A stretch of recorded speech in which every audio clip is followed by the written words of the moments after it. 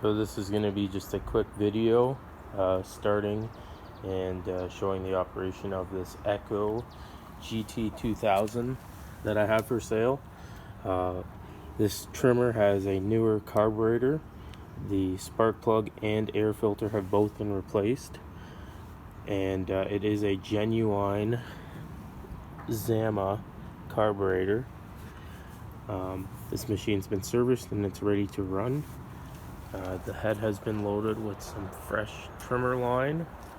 It's a curved shaft, so it's a little lighter, but it still is a commercial grade engine. So we'll start it up, show you how it runs.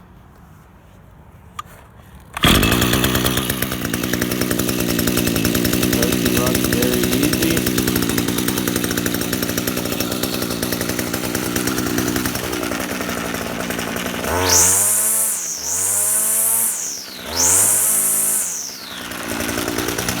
Has a clutch, so you can walk by the trimmer head while it's idling.